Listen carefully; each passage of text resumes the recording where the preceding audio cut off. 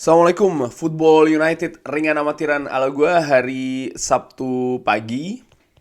Lagi nyantai-nyantai, gue ingin ngobrol ringan atau news update sedikit terkait dengan pertandingan semalam antara Manchester United menghadapi Everton 3-1.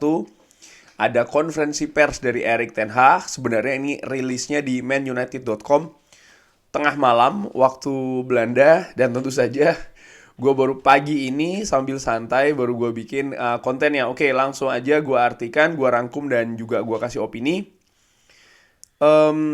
Disampaikan kalau supporter atau fans crowd di Old Trafford ini merupakan pemenangnya. Erik ten Hag mengatakan tadi malam itu sangat kompetitif. Kedua tim betul-betul menantang satu dan yang lainnya, dan temponya juga sangat bagus. Saya pikir audiens adalah pemenang terbesar dari cup game ya, atau pertandingan piala kali ini. Ini sangat exciting untuk dilihat, artinya sangat menghibur ya untuk dilihat. Sangat banyak tempo, sangat banyak peluang untuk kedua tim, dan saya sangat happy kita menang pertandingan ini. Saya pikir ini juga memperlihatkan, dan saya pikir mereka Everton penampilannya juga sangat bagus. Mereka bermain sangat berani dan mereka juga bermain sangat ke depan ya. Lalu saya pikir itulah kenapa penonton atau fans mendapatkan pertandingan yang sangat perfect. Ini merupakan pertunjukan yang sangat bagus, ini sangat menghibur. Dan sekali lagi kita sangat happy kita berhasil menang. Tapi saya pikir performa dari Everton juga sangat bagus. Ini langsung aja gue tanggapin. Berarti memperlihatkan memang Erik ten Hag juga mengakui kalau tadi malam Everton tuh bermain bagus. Gue juga sepakat, terutama setelah mereka mampu menyamakan kedudukan menjadi 1-1. Sebelum itu Manchester United dominan, Manchester United punya momentum, punya peluang, punya kesempatan, hanya kurang tajam dan juga kurang klinikal di depan. Lini belakang juga tampil cukup solid, tapi sekali lagi setelah Everton mampu menyamakan kedudukan 1-1 melalui blunder dari David De Gea, mereka perlahan bangkit. Bahkan ketika memasuki babak kedua, setelah mereka tertinggal 2-1, ternyata mereka tidak berhenti di situ. Mereka tetap berusaha untuk mengejar ketertinggalan. Bahkan ada satu gol yang di VAR ya kan, di cancel. Gue juga melihat Everton kalau seandainya mereka mungkin kualitasnya ya setengah atau satu level di atas yang tadi malam, bukan tidak mungkin Manchester United akan bisa dihukum lebih dalam. Di sisi lain gue juga melihat memang penampilan Manchester United ini penampilan Manchester United ini tadi malam juga dalam beberapa kesempatan kurang maksimal, kurang fokus. Apakah ini karena kondisi fisik dari pemain? Itu bisa saja. Apakah ini karena kedalaman skuad yang memang mungkin tidak dalam-dalam banget? Itu bisa juga. Ataupun juga ada kreativitas maupun variasi yang kering, agak sedikit kering ya. Mungkin gak kering-kering banget, tapi agak sedikit kering di pertandingan tadi malam. Itu juga bisa. Disinggung tentang Marcus Rashford yang bisa mencetak gol lebih banyak lagi, Erik ten Hag mengatakan ini adalah dirinya sendiri. Alasan kenapa dia ini berkembang musim ini. Dia memiliki skills dan saya mendukung dia, saya memotivasi dia, itu sangat jelas. Saya pikir saya menempatkan dia di posisi yang tepat di atas lapangan. Dan untuk fair ya, to be fair, artinya untuk adilnya, dia juga bisa bermain berpindah-pindah di lini depan dan juga beberapa kali di belakang. Kita bisa menggunakan dia juga sebagai senjata secara taktik. Dia mencetak gol di banyak posisi. Kalau dia tetap fokus, saya yakin dia akan mencetak gol lebih banyak lagi. Kalau dia tetap berinvestasi di latihan, investasi di pertandingan, dan saya yakin dia akan tetap mencetak gol di pertandingan-pertandingan mendatang.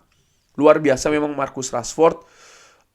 Ada beberapa mungkin keputusan yang salah walaupun minor, dan menurut gua gak terus menjadikan Marcus Rashford diganti atau seperti apa, karena Di awal musim ada beberapa komentar termasuk juga mungkin dari Sobat Football United, nggak apa-apa berbeda, mengatakan kalau ya Marcus Rashford tuh ini jelek, buruk, ya bahkan sampai dijual aja, dibuang aja. Tapi gua gua katakan juga dari musim lalu, bahkan gua melihat Marcus Rashford ini talenta yang luar biasa. Salah satunya adalah tim yang mengincar atau dikaitkan dengan Marcus Rashford itu merupakan tim-tim besar, PSG, bahkan Barcelona dikaitkan dengan Marcus Rashford, membuktikan bahwa memang dia ini talenta yang luar biasa. Memang musim lalu bukan musim yang terbaik, tapi alasannya kenapa sudah jelas. Masalah fisik, garis miring cedera, dan juga fokus yang tidak sepenuhnya di atas lapangan. Ketika ini dua faktor ini sudah tidak ada lagi, ditambah moodnya dia diperbaiki oleh Erik ten Hag, bermain dengan happy, maka bisa dilihat tampilannya luar biasa. 5 pertandingan, 5 gol secara beruntun. Bahkan tadi malam semua gol dari Manchester United ada keterlibatan secara langsung dari Marcus Rashford. Luar biasa. Semoga menurut gua penampilannya bisa terus terjaga, fokusnya betul, dan juga tidak ada gangguan cedera ya. Karena dengan ketatnya jadwal, terutama setelah tahun baru ini sampai dengan akhir musim nanti, ya dengan kedalaman squad yang tidak cukup bagus juga sejauh ini di Manchester United, mudah-mudahan tidak ada gangguan cedera. Lalu disinggung tentang pemain pengganti yang impresif. Lagi-lagi Erik ten Hag mengatakan tentu saja tidak akan sama ya para pemain pengganti yang kita masukkan atau pemain starting 11 yang sama. Tapi apa yang saya suka dari momentum ini adalah kita bekerja secara squad. Tidak hanya sebuah tim, tapi sebuah squad. Semua pemain siap untuk bermain. Dan mereka mempersiapkan untuk bisa bermain di atas lapangan, untuk membantu dan juga untuk mencetak gol bahkan. Tapi juga mereka membantu di lini tengah dan juga bertahan. Untuk bisa bertahan, kita ini cukup beruntung sebenarnya ya, tidak kebobolan. Tapi juga Anda bisa melihat bagaimana pemain ini siap untuk bisa bermain dan juga menolong, fighting, dan juga membantu dengan tim untuk meraih hasil yang terbaik. Dan itu proses yang saya sangat happy sejauh ini. Sepakat lagi-lagi gue dengan Erik ten Hag. Tadi malam memang pemain pengganti yang tampil cukup bagus, utamanya Fred luar biasa. Tapi juga pemain lain seperti Scott McTominay dan bahkan Harry Maguire. Alejandro Garnacho yang tampil di menit-menit awal setelah dia masuk, menurut gue tidak banyak kontribusinya, justru sering kehilangan bola. Tapi akhirnya ada sesuatu yang dihasilkan, yaitu merupakan ya dia melakukan penetrasi lalu akhirnya menghasilkan penalti bagi Manchester United. Tapi ya secara keseluruhan semua pemain pengganti punya kontribusinya sendiri-sendiri, baik itu yang minimal maupun juga yang sangat tinggi bagi tim. Dan tentu saja kemenangan ini juga merupakan kemenangan tim. Disinggung tentang Anthony yang kembali mencetak gol. Saya pikir itu merupakan gol yang sangat bagus. Dan tentu saja aksi yang cukup bagus juga dari Marcus Rashford di sisi kiri. Kita tidak cukup sering mendapatkan hasil dari pergerakan dari para pemain-pemain. Juga tentang Anthony Martial hari ini. Wah, ini disinggung tentang Anthony Martial ya. Ada banyak pergerakan yang bagus dan dia juga membuat space untuk pemain lain di atas lapangan. Dan itu juga merupakan hal yang bagus sehingga ada pergerakan dari Anthony. Dengan gol pertama, dia berada di spot yang bagus dan itu merupakan pergerakan yang cukup luar biasa juga. Nah, disinggung ternyata Anthony Martial. Oke, Anthony dulu mencetak gol. Erik ten Hag juga menyoroti ya bagaimana proses terjadinya gol itu ternyata juga ada proses dari Marcus Rashford dari sisi kiri dan juga ada peran dari Anthony Martial dan juga di beberapa momentum tadi di lapangan ya di pertandingan dari Anthony Martial yang ternyata dinilai oleh Erik ten Hag punya kontribusi lah katakanlah demikian dari pergerakan tanpa bola utamanya. Gue juga melihat tadi malam itu kenapa kurang begitu terlihat Anthony Martial. Oke, ada 1-2 peluang yang dia mungkin tidak bisa eksekusi dengan bagus, tapi secara keseluruhan memang Manchester United lebih banyak bergerak dari sisi sayap. Anthony Martial nampaknya memang diplot di sisi tengah dan sehingga tidak banyak dapat support. Ketika dia mau bergerak ke sayap kiri maupun juga sayap kanan, lebih sering ke kiri sebenarnya Anthony Martial. Di sana dia ya bisa mendapatkan bola, bisa turut terlibat dalam build up serangan. Tapi ketika dia hanya di tengah saja, karena Manchester United sekali lagi tadi malam itu dari sisi tengah ya, pergerakannya tidak cukup maksimal. Baru agak mendingan menurut gue sih ringan amatiran setelah Fred bermain. Lalu tentang ambisi untuk mendapatkan trofi. Manchester United selalu bertujuan untuk mendapatkan trofi-trofi. Kita akan bergerak ke arah sana dan Anda tahu kita tidak bisa memaksakan untuk hal ini. Kita harus menunggu untuk hal tersebut. Kita harus bisa fokus untuk pertandingan selanjutnya dan tidak berpikir tentang trofi. Itu terlalu jauh, kita harus bekerja sebagai sebuah tim dan kita harus bekerja tentang progres dan juga perkembangan, dan itu adalah fokus poin saat ini. Saya pikir kita punya kemampuan untuk memenangkan trofi, kita bisa fight kembali ya kalau dibutuhkan, dan itu sangat penting. Kita tentu saja bisa kompos dan juga tetap kompos dan juga tangguh.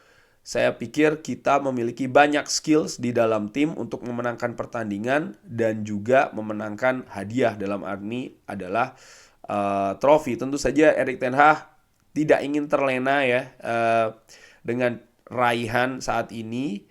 Dan kalau gue lihat sampai sejauh ini kan apa yang diraih di Piala FA contohnya, ini kan belum mengungguli dari apa capaian musim lalu ataupun juga bahkan musim-musim sebelumnya. Artinya masih ada beberapa langkah lagi, step lagi untuk bisa mendapatkan trofi. Dan gue sepakat, sekali lagi harus dilihat dari pertandingan ke pertandingan, bagaimana proses dan juga development itu yang lebih penting musim ini ya.